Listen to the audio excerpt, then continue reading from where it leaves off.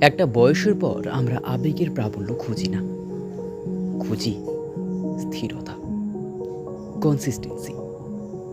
এমন কিছু মানুষ যাদের সাথে শুধু হইচই করা নয়, চুপ করে বসে থাকা যায়, নির্ভয়ে সব কথা বলা যায়।